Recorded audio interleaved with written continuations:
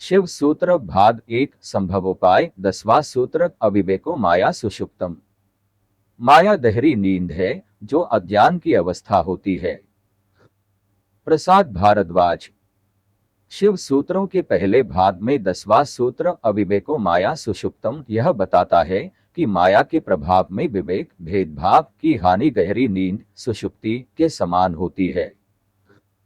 योग दर्शन में इसे अविद्या अज्ञान या अविवेक विवेक की कमी के रूप में जाना जाता है। जैसे गहरी नींद में व्यक्ति वास्तविकता से अनजान हो जाता है, वैसे ही माया हमारे शिव तत्व को ढक देती है और हमें अज्ञान में फंसा देती है। परंतु उचित आध्यात्मिक साधना के माध्यम से कोई भी व्यक्ति सामान्य चेतना की अवस्था को पार कर सकता है, उच्च चेतना की अवस्थाओं का अनुभव कर सकता है और अंततः शिव चेतना में लीन हो सकता है। इस आध्यात्मिक यात्रा में सत्य और माया के बीच अंतर विवेक करने की क्षमता महत्वपूर्ण हो जाती है। अज्ञान की गहरी नींद से जागकर हम माया पर विजय प्राप्त कर सकते हैं और अपनी दिव्य प्रकृति को पहचान सकते हैं। सामान्य चेतना मेलन स्वप्न और गहरी नींद की अवस्थाओं के चक्र से गुजरती है, लेकिन आध्यात्मिक अनुशासन के माध्यम से हम इन अवस्थाओं को पार कर उच्च चेतना की अवस्थाओं जैसे तुरीय और तुरीयातीत तक पहुंच सकते हैं और शिव के साथ एकत्व का अनुभव कर सकते हैं।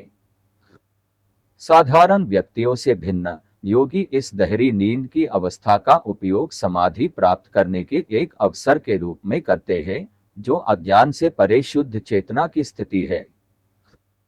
अविवेको माया सुषुप्तम में अविवेक का तात्पर्य अज्ञान या विवेक की कमी से है।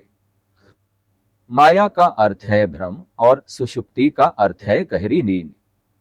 इस गहरी नींद की अवस्था में मन और इंद्रियां विश्राम में होती है और न तो बाहरी दुनिया की और न ही आंतरिक विचारों की कोई चेतना होती है। इस चेतना की कमी को अज्ञान या अविवेक कहा जाता है, जिसे धर्म के समान माना जाता है। माया के प्रभाव में रहते हुए व्यक्ति अपनी असली प्रकृति को नहीं पहचान पाते हैं। गहरी नींद को भूलने की अवस्था के रूप में समझा जा सकता है, जहां व्यक्ति अपनी आंतरिक और बाहरी वास्तविकताओं की चेतना खो देता है। जागृत स्वप्न और गहरी नींद की अवस्थाएं सामान्य चेतना के 3 स्तरों को दर्शाती है, जिन्हें हर कोई प्रतिदिन अनुभव करता है। जागृत अवस्था में हम अपने चारों ओर की दुनिया के साथ पूरी तरह से संलग्न रहते हैं और अपनी इंद्रियों के माध्यम से क्रियाशील होते हैं। स्वप्न अवस्था में मन सक्रिय हो जाता है और अनुभवों को स्वप्न के रूप में प्रस्तुत करता है। अंत में गहरी नींद की अवस्था में न तो इंद्रियों की क्रियाशीलता होती है और न ही मानसिक गतिविधि जो अज्ञान या माया के समान होती है। हालांकि इन तीनों अवस्थाओं से परे चेतना के उच्च स्तर भी होते हैं। शिव सूत्र इन उच्च अवस्थाओं का भी उल्लेख करते हैं, जिनमें तुरीय चौथी अवस्था और तुरीयातीत चौथी से परे शामिल है। ये उच्च अवस्थाएं जागृत स्वप्न और गहरी नींद की सीमाओं को पार करती है और गहरे आध्यात्मिक सत्य को समझने का अवसर प्रदान करती है। एक साधक के लिए गहरी नींद और समाधि के बीच का अंतर समझना महत्वपूर्ण होता है।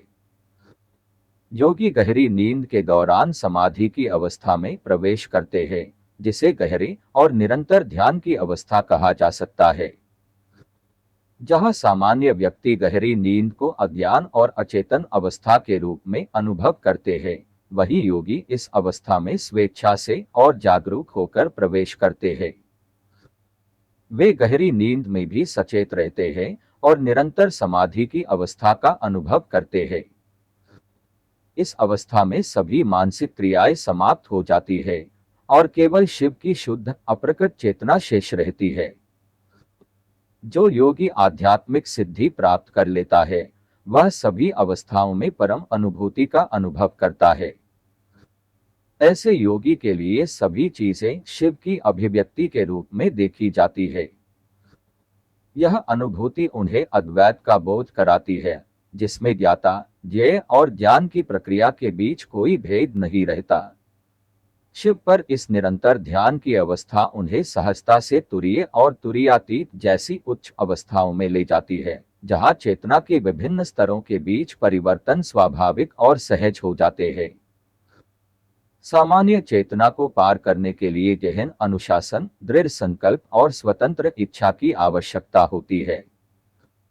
यह सूत्र उन लोगों के लिए यह संभावना प्रकट करता है जो ध्यान, भक्ति और समर्पण के माध्यम से विभिन्न चेतना की अवस्थाओं को पार कर सकते हैं और इस प्रक्रिया से आध्यात्मिक मुक्ति प्राप्त कर सकते हैं। सामान्य चेतना, जो जागृत, स्वप्न और गहरी नींद की अवस्थाओं के चक्र में बंधी होती है, केवल इंद्रियों और मानसिक क्रियाओं पर आधारित होती है। लेकिन शिव की कृपा के साथ अनुशासित साधना के माध्यम से हम इन अवस्थाओं से परे जा सकते हैं, उच्च चेतना प्राप्त कर सकते हैं और परमात्मा के साथ एकत्व का अनुभव कर सकते हैं। प्रिय दिव्य आत्माओं, आइए हम इन शिव सूत्रों की आध्यात्मिक यात्रा को जारी रखें और अगले सूत्र के वीडियो की ओर बढ़े। तब तक सांभवोपाय के 10वें सूत्र अविवेको माया सुषुप्तम में बताए गए सिद्धांतों को गहराई से समझने का प्रयास करें। जय गुरुदेव। सभी दिव्य आत्माओं को शांति और प्रेम का आशीर्वाद। देखने और समझने के लिए धन्यवाद। लाइक करें, सब्सक्राइब करें और अपने प्रियजनों के साथ शेयर करें। भविष्य के पोस्ट के लिए घंटी आइकन दबाना न भूलें। भविष्य के वीडियो के लिए चैतन्य विज्ञान यूट्यूब चैनल पर बने रहिए। प्रसाद भारद्वाज।